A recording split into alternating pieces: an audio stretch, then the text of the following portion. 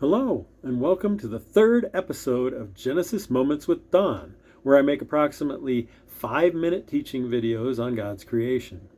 Today's focus is on dinosaurs. We'll consider the Bible, geology, archaeology, and scientific discoveries as we consider how long ago these creatures walked the earth. According to Genesis 1, God created the land creatures and humans on day 6.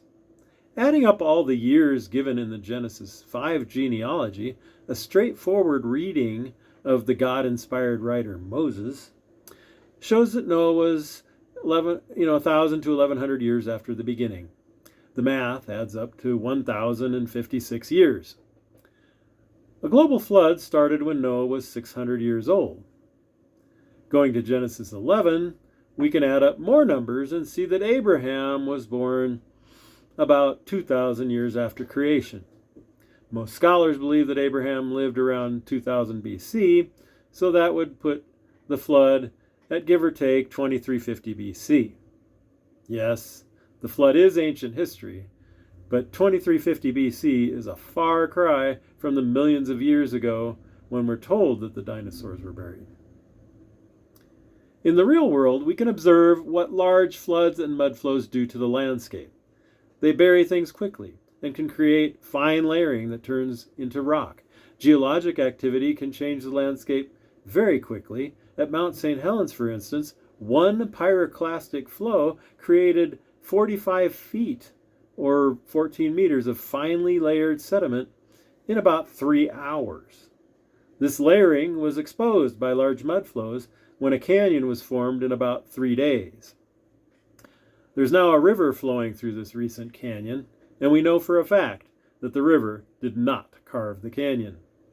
This canyon looks like a mini Grand Canyon. I have a good Christian friend who says when he looks at a rock formation, he just knows it's millions of years old. The rocks at Mount St. Helens look like those at the Grand Canyon, but they were formed in the 1980s. To make a fossil, you need to bury something quickly so that scavengers don't eat it, bugs and bacteria don't consume it, and sunlight doesn't break it down. Minerals need to be dissolved in water and penetrate the material, typically turning it to stone. That's what happens during a flood. Assuming then that the dinosaurs were buried by flood, and given that the Bible talks about a global flood, logically then Bible believers would expect that it was the flood of Noah's day that buried them. But could dinosaur fossils be from only about 2350 BC? Keep in mind that if dinosaurs were buried by Noah's flood, they would be alive at the time, meaning that Noah would have taken them on the ark and they survived the flood. Is there evidence of this? First, I invite you to read Job chapter 40 and ask yourself if behemoth sounds like a description of a long-necked, long-tailed sauropod dinosaur. Next, do some internet searches for images of ancient dinosaur depictions and for dinosaur soft tissue finds.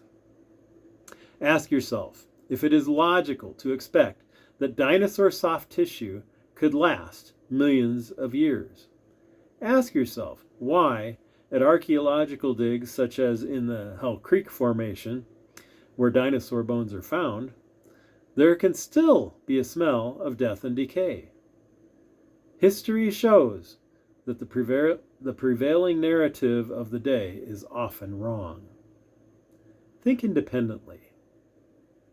If you enjoy content like this, please share this with others so the word can get out. You can also like, subscribe, leave comments, or even support me monetarily. Thank you for watching. Come back again for another episode.